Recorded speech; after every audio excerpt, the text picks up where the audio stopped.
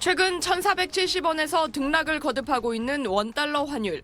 지난 4월 이후 가장 높은 수준입니다. 미국의 기준금리 인하로 달러 가치가 약세를 보이고 있지만 원달러 환율은 좀처럼 떨어지지 않고 있습니다.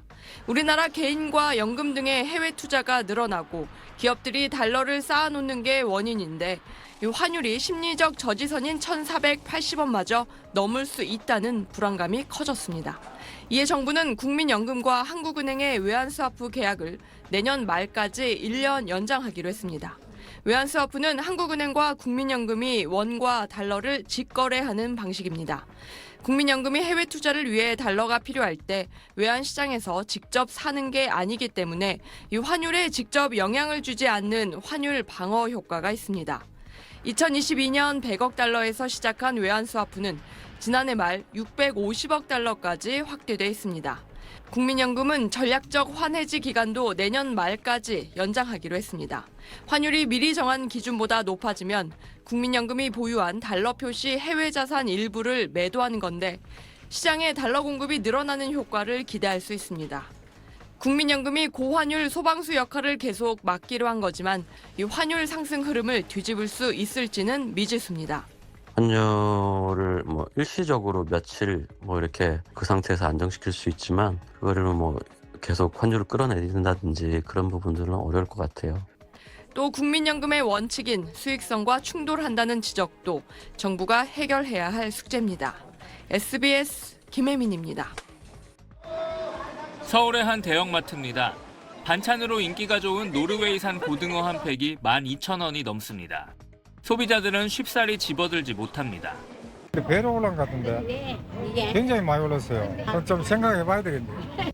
노르웨이산 고등어는 1년 전에 비해 60% 넘게 올랐고 호주산 오렌지, 미국산 소고기 등 수입 먹거리들 모두 지난해보다 가격이 훌쩍 뛰었습니다. 먹고는 싶은데 너무 올라가지고 손이 들어갔다 놨다 그래. 지난달 수입 물가지수는 전달보다 2.6%나 오르면서 1년 7개월 만에 가장 높은 상승률을 기록했습니다. 수입 물가는 5개월째 상승세인데 원달러 환율이 오른 게 주된 원인입니다. 고환율의 원재료를 수입하는 업체들의 부담도 커지고 있습니다. 계절적 요인으로 유연탄 가격은 지금 현재 상승 중에 있는데 거기에 더해 환율도 계속 오르고 있어서 원가 상승 압박으로 이어지고 있습니다. 문제는 환율이 좀처럼 떨어질 기미가 보이지 않는다는 겁니다. 어제 미국의 기준금리 인하로 한미 간 금리 차가 줄었지만 환율은 떨어지지 않고 계속 1,470원대를 유지하고 있습니다. 대미 투자 확대로 기업의 달러 수요가 늘고 개인과 기관의 미국 주식 시장 쏠림 현상도 여전하기 때문입니다. 금리 민감도가 많이 떨어진 상황이고요. 내년에도 미국 시장이 자본 시장을 주도할 거라고 보기 때문에 지금의 현상이 조금 더 이어지지 않을까. 정부는 고환율이 고착되는 것을 막기 위해 수출 대금을 원화로 환전하는 기업에 인센티브를 주는 방안과 국민연금의 외화채 발행 등을 검토하고 있습니다. SBS 정준호입니다.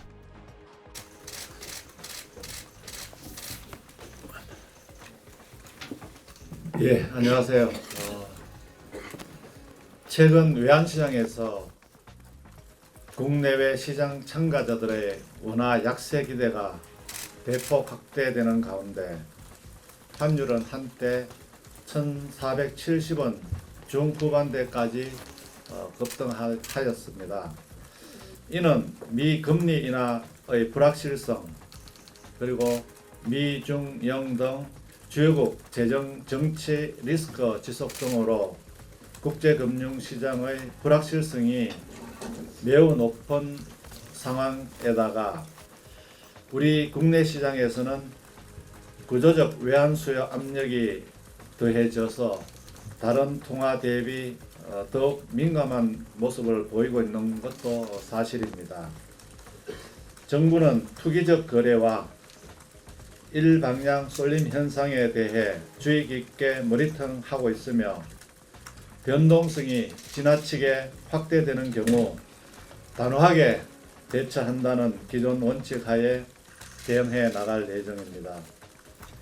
이에 더하여 외환시장 안정을 위해 주요 수급 주체들과도 시장 안정을 위해 머리를 맞대고 논의를 시작하였습니다.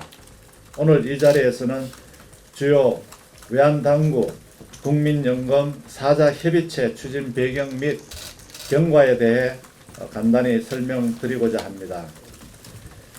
국민연금 계획 이후 기금 적자의 전환 시점과 축소 시기가 미뤄진 점은 국민들의 노후 보장 측면에서 매우 고무적이라고 생각합니다.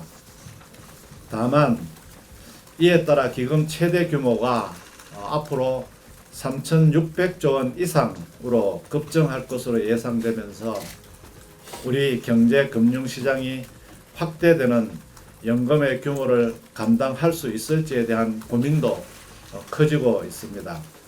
특히 국민연금의 해외 투자 확대 과정에서 외환시장에 미치는 영향 확대도 불가피한 상황입니다. 전 세계에서 세 번째로 큰 연기금인 국민연금의 기금 규모는 이미 GDP의 50%를 상회하고 있고 보유한 해외 자산도 외환 보유액보다 많은 상황입니다. 국민연금은 외환시장 단일 최대 플레이어 중에 한 역할을 하고 있다고 이해를 하시면 될 것 같습니다. 외환시장 규모에 비해 큰 연금의 해외 투자가 단기에 집중되면서 물가 상승, 구매력 약화에 따른 실질 소득 저하로 이어질 경우 지금 당장의 국민 경제 민생에 미칠 부정적인 영향도 고려해야 합니다. 원화로 평가되는 기금 수익 특성상 안정적 외환시장 상황이 수익성에도 상당한 영향을 미칠 것인데 단기적으로 비중 증가 또는 감소 폭이 크다면 외환시장 변동성을 키울 우려가 있습니다. 장기적으로는 기금 회수가 평가 이익이 실현되는 과정에서 대규모 해외 자산 매각에 따른 환율 하락 영향으로 연금 재원에 영향을 미칠 가능성도 있습니다. 이에 따라 기획재정부, 보건복지부, 한국은행, 국민연금은 사자협의체를 구성하여 국민연금 수익성과 외환시장 안정을 조화하기 위해 국민연금 뉴 프레임워크 구축을 위한 논의를 이미 개시하였습니다. 뉴 프레임워크 논의는 환율 상승에 대한 일시적 방편으로 연금을 동원하기 위한 목적이 전혀 아닙니다. 기금 수익성을 훼손하지 않으면서도 장기 시기에서 연금을 안정적으로 지급할 수 있도록 근본적인 대안을 마련하고자 합니다. 앞으로 4개 기관 협의체를 통해 단기적으로 현 제도 하에 할 수 있는 것과 중장기 제도 개선 방안을 모두 논의해 나갈 계획으로 있습니다. 이상 제 모든 말씀을 마치겠습니다. 국민연금은 적립액 가운데 58.3%, 약 771조 원을 해외 주식과 채권 등에 투자하고 있습니다. 우리나라 외환 보유액보다 많고 적립액은 계속 불어나는 상황입니다. 국민연금이 해외 투자를 위해 외환 시장에서 원화를 달러로 바꾸는 게 구조적인 원화 약세, 즉 원달러 환율 상승 압력으로 작용한다는 게 정부의 판단입니다. 사실상 처음으로 국민연금을 포함한 사자협의체를 꾸린 목적도 연금 운용을 조정해 환율을 안정시켜보겠다는 겁니다. 기금운용본부는 국민연금의 수익성과 안정성을 지키기 위해 시장에 대한 면밀한 분석을 바탕으로 기민하게 대응해 주시기를 바랍니다. 원달러 환율 상승 압력을 줄이기 위해 우선 거론되는 게 국민연금과 한국은행의 통화 스왑입니다. 국민연금이 외환 시장을 통하지 않고 한국은행으로부터 직접 달러를 확보할 수 있으니 환율 상승 압력을 줄일 수 있습니다.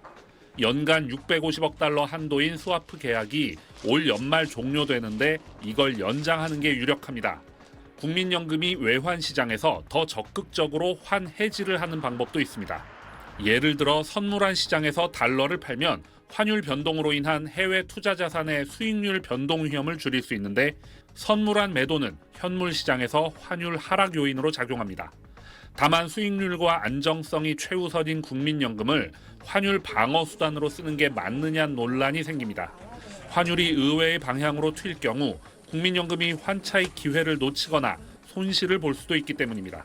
노후소득을 안정적으로 마련해주기 위한 보장성 기금입니다. 1,450원대에서 환해지를 들어가서 1,600원이 만약에 되면 그러면 엄청난 손실을 국민연금이 보는 거니까 되게 신중할 필요가 있습니다. 국민연금 등판 소식에 원달러 환율은 주간 거래에서 7거래일 만에 하락세로 돌아섰고 구윤철 부총리가 내일 기자간담회를 통해 외환시장 안정을 위한 추가 메시지를 내놓는다는 소식에 야간 거래에선 낙폭이 확대되기도 했습니다. SBS 노동규입니다. 경제부 박재현 기자와 환율 이야기 더 나눠보겠습니다. 박 기자, 기재부, 한국은행, 복지부, 국민연금까지 참여하는 이 사자협의체가 구성된 건 사실상 처음이라는데 그만큼 상황이 심각하다고 봐야 하는 거죠? 예, 우리 국민에게 이 큰 트라우마를 안긴 그 1997년 IMF 외환위기 때 원달러 환율이 1995원까지 찍었습니다. 그래서 이 비정상적인 환율 상승은 곧 경제 위기라는 인식이 있는 겁니다. 올해 연평균 원달러 환율은 이런 추세면 1,420원에 가까워질 겁니다. IMF 외환위기나 2008년 글로벌 금융위기 연평균보다 높습니다. 그러니 비상한 상황인 건 분명한 겁니다. 근데 올해 수출도 잘 되는데 왜 이렇게 원화가 지속적인 약세를 보이는 겁니까? 이 수출이 잘 되고 경상수지도 큰 폭의 흑자인 건 맞습니다. 이러면 원달러 환율이 내려가는 게 일반적인 패턴이었는데 이게 사라졌습니다. 우선 앞서 보신 국민연금인데요. 적립액은 불어나고 이 수익률이 좋은 미국 증시 등 해외 투자도 계속해서 늘고 있습니다. 이 다음에는 개인인데요.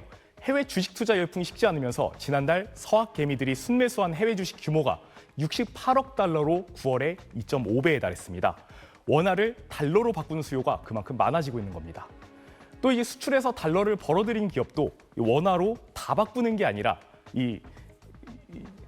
경향이 강해지지 않았습니다. 그래서 관세 협상 타결로 미국에 투자도 더 해야 하는데 그냥 달러로 들고 있는 게 요즘 같은 때 환손실 위험도 적고 속도 편한 겁니다. 그래서 이 투자은행들은 주기적인 원화 가치 하락 시기가 아니라 구조적인 자금 유출이라고 진단하고 있습니다. 뉴 노멀이라는 겁니다. 네, 그럼 정부가 이 환율을 진정시킬 만한 다른 수단은 없는 건가요? 이 말씀드린 세 가지 이 주요 원화 약세 요인을 상쇄해야 됩니다. 앞서 보신 대로 이 국민연금의 해외 투자용 달러에 대해 스왑이나 환해지 등을 놓고 조율할 걸로 보입니다. 다만 국민 노후 자금에 무리하게 손댈 수는 없으니까 신중할 겁니다. 이 기업들에게는 수출로 번 달러를 시장에 풀어라, 원화로 바꾸라고 요청을 하고 있습니다. 증권사들을 불러선 최근에 장 초반에 환율 변동성이 크다. 그러니 해외 주식 투자 관련 환전 주문을 나눠서 처리해라. 이런 당부까지 했다고 합니다. 이 무리한 외환시장 개입, 환율 조작 오명을 쓸 수 없으니 카드가 제한적인 것도 사실입니다.